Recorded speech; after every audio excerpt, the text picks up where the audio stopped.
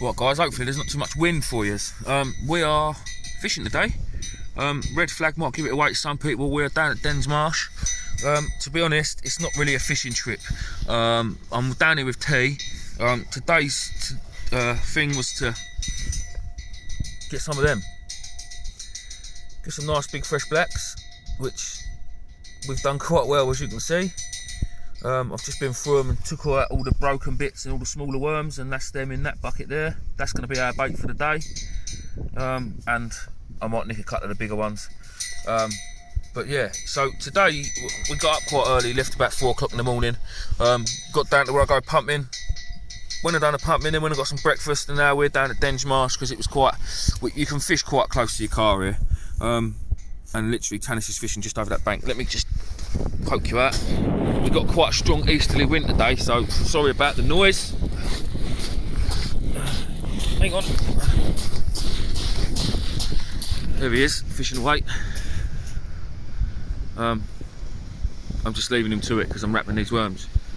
Just quickly, these red flags, if anybody don't know and anyone ever wants to fish Dens Marsh, these red flags mean that you can't go that side of them because that is a firing range for the MOD.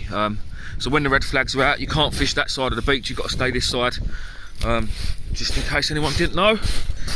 But yeah, from here, Dens Marsh, if anyone don't know where Dens Marsh is, it's the other side of Dungeness. That's Dungeness Power Station.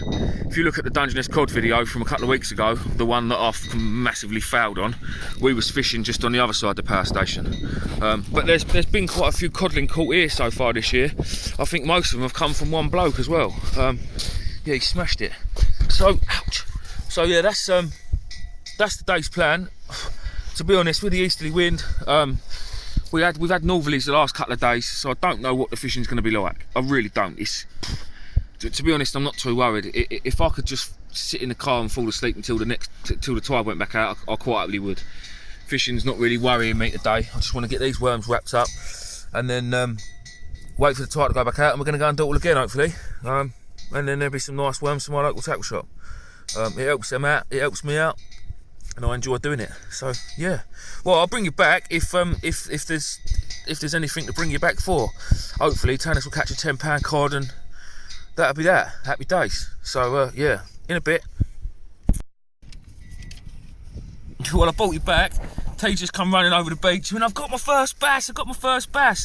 Right, pick it up a bit, mate. Grab the snood a bit, and then I'll come a bit closer. I just don't want to come out too much because there's bloody wind. Don't worry about your quad. Well, that is a stunner, mate. For your first one, that's a cracker. That probably not far off sizable, that one. Literally just arched my rod over. I thought, what the neck? Just pulled it up, felt something on it, and kept going for it. Happy days, mate. Well done. Right, get it on up then and go and get it back in the water quickly. Yeah. All right, boys and girls, we'll bring you back. I'm still wrapped in lugworm. In a bit. Well, I brought you back. I'm now fishing. I've got to keep you close to my chest, so because I'm just trying to keep the wind off you. It's so windy. T's had another couple of whiting, and obviously he had that bass, but you know, I thought I'd better get him set up. Still not finished wrapping them worms. I think there's about 400 there, 380, 400, something like that. But yeah, there's actually a bit of colour in the water, which I didn't think there would be. I know obviously we've got that easterly wind, but we've had northerlies the last couple of days, so down here sort of southeast coast, it's I thought it would have cleared right out, but no, there's a bit of colour there, so you never know. There could be a chance of one of the bearded wonders, but yeah, we'll see. The spot for them is, I'm going to turn you around, the wind's going to cop you up, but the spot for them I think is up there, where you can see that structure that's leaning over in the water there, called the Diamond. Me and a couple of lads fished there, me and Mike West and someone else fished there, about, when was it, 2015, yeah, it'd have been 2015 or 2014 winter. We had 21 in a night. Well, in fact, they all come within about 3 hours. As soon as the tide started running, we had the first one, and then that was it. The whole time of the tide run, the whiting just went, and it was just cod after cod after cod, up to about £6 or £7, I think. But yeah, what a night. And yeah, I've never had it since, never. But yeah, I don't know what it is up there. I don't know what the ground's. I don't know if it's a diff change in the ground or what it is. But yeah, that seems to be the spot. And there's someone actually fishing up there today. It must fish well all year round, because from where we park the cars, which is here. Oh, why's that gone funny?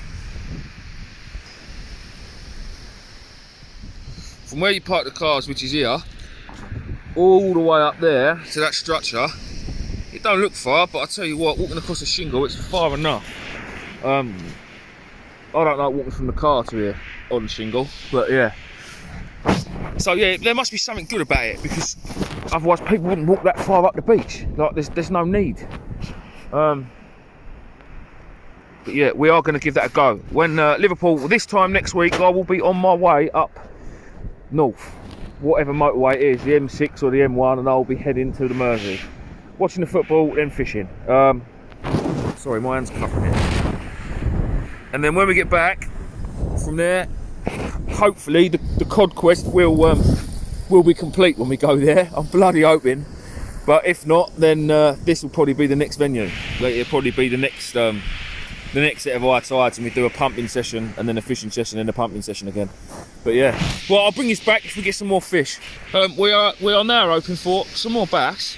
They get a few flounders here as well, so I wouldn't mind a flounder, and obviously a unicorn, but we all know how that ends up. Right, in a bit. Well, I bit the bullet and set my beach buddy up now, so I'm not going to sit in the wind. I've told him to bring his stuff over and fish. We're only fishing one rod, I can't be asked to. I said, bring your gear over and sit with me, but he went, no, I'm alright over here, because he's caught his bass and he thinks he's the nuts, doesn't he? Let's see what he reels in now. He don't even know I'm recording, to be fair. He's pumping the wine and he's making a meal of it. Bless him. What is it then?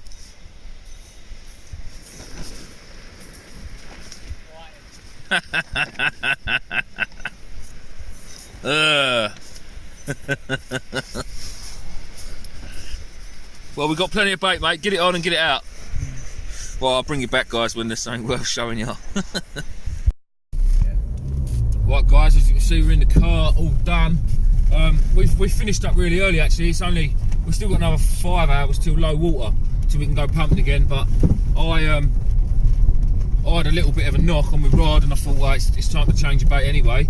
And I picked it up and sort of just lifted into it. It didn't even strike really, and it just all went light, and I lost everything. My line obviously got caught by a bit of weed or on a bit of a rock, and yeah, it just cut through my main line, which is a bit pants. So I thought, well, I can't be bothered anymore. I'll be honest, all I caught was whiting, so yeah, I wasn't really bothered about fishing, if I'm honest. I said to T, I'm just going to go and sit in the car and you crack on for a bit. But he'd lost one of his rods, one of his rigs previously, and rather than set up again, and I've set up with both rods again, he said, oh, I can't be bothered, I'll just fish with one.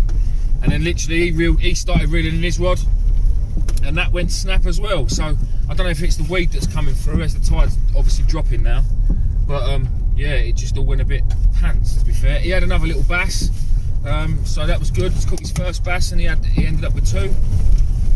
But yeah, other than that, just whiting and dogfish, which was to be expected. There was a few people turned up down there in the end, but yeah, no, other than that, not much to report. As I say, it was just a short one today because we was out and about doing bits and bobs. But anyone that's never fished Dens Marsh, as you can see, T's struggling to hold the camera. This is what the road's like to get up and down here. So if you've got like a brand new Mercedes or something, or a really nice car, don't come to Dens Marsh. Don't bring it down here, because the potholes are just ridiculous. I suppose because it's a privately owned road. I think it's owned by the MOD. I mean, they've got no reason to fix it. They've got no nice big Land Rovers and 4-wheel drive, so they don't care, I suppose. But yeah, this is the road that leads down to Dens Marsh. Right, the next time I see you guys, I will probably be fishing the River Mersey and catching loads of big cod. I hope. Anyway, thanks for watching. We'll see you soon.